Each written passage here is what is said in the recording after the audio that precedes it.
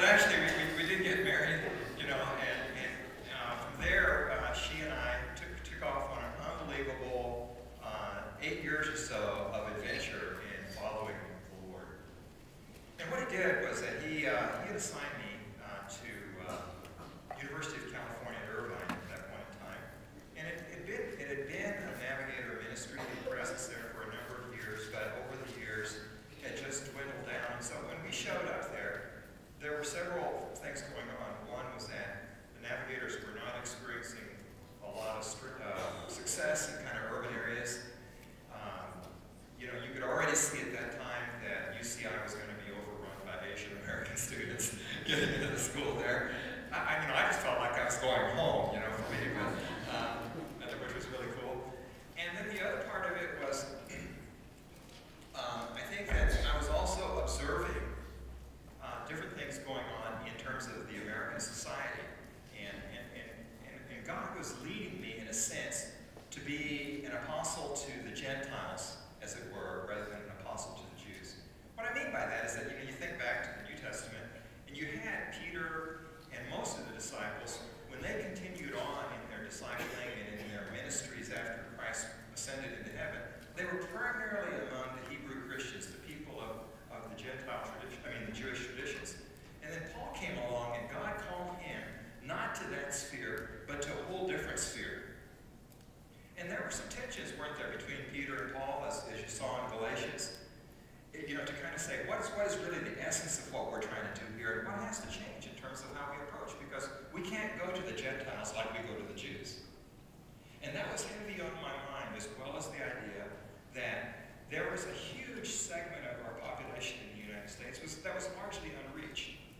And that if you were really considered that unreached part of the population as a people group, it was actually one of the largest unreached people groups in the world, and it was right under our noses. And it wasn't that they were geographically distant. It was just that in terms of the way they lived, in terms of the way they thought, the way they interacted, we could have been miles apart. And I could see that they didn't darken the doorways of the church or come to our ministry environments. And so what God did was call me and Patricia really to a pretty significant experiment to go, in a sense, to the Gentiles.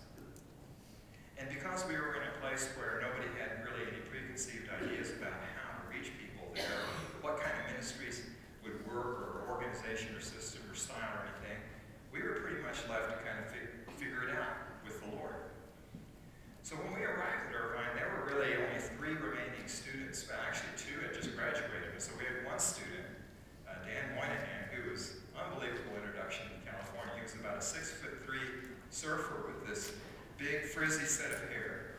And it took me a year to kind of understand what he was talking about and to translate all this Southern California surfer language, you know, that he talked in.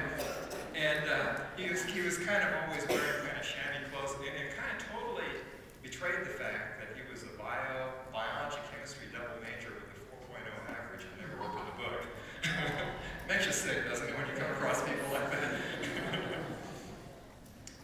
So what we did was that when we went there, the conviction that God gave us was, okay, we want you to start this ministry, but we're not going to start with any Christian students, except Dan O'Hare, because he was already there. And what that meant then was that there were a number of Christian organizations on campus doing good work, as well as a number of emerging churches that were beginning to grow. Calvary Chapel was right down the road, which was really kind of epicenter for the Jesus movement in the 60s.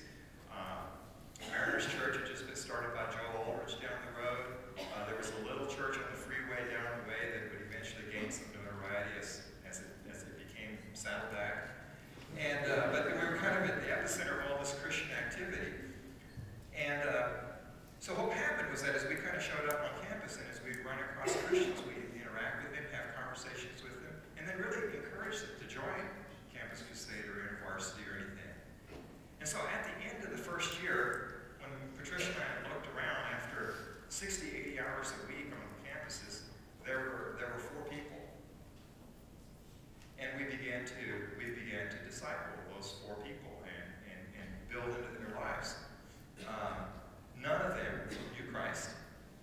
So what we did was that we just began studying the scriptures with them. simultaneously, what she and I would do is once a month or so, we would just walk the campus and fast and pray, and say, God, they're here somewhere. You know, you want your cut out of this group of people here and to come into the kingdom. And we don't know who they are or how we're going to connect to them, but we're going to just fast and pray and ask you. Well, what was interesting is that what God led us to do was a couple more things. In order to do this, and really to understand, okay, how do we really reach people for whom all of the religious activities, all the Christian church activities, it's just irrelevant. They're not hostile. It just doesn't enter in their minds as something to think about. They've never been raised that way. We thought what we've got to do is that we've got to go off the grid. So what we did was that, one, we stopped going to Christian functions and only went occasionally to churches. And we also just stopped calling ourselves Christians, because that was filled with baggage even in that period of time. So that was kind of a strange thing. You know, you're kind of retooling habits, because we've got to learn how to connect with people for whom Christianity is irrelevant. And even the word Christian is a negative thing. Not because of Christ, but because of the caricature that they have of what it is to be a Christian, what Christians stand for. But mainly we invested in these few people. And what was interesting was that by the end of the third year and the fourth year, we had begun to see hundreds of people come to Christ. And in every case, because remember this morning I told you that, you know, studies show that the average person after coming to Christ has no more non-Christian friends after 2 years. We never took anybody out of their relational networks.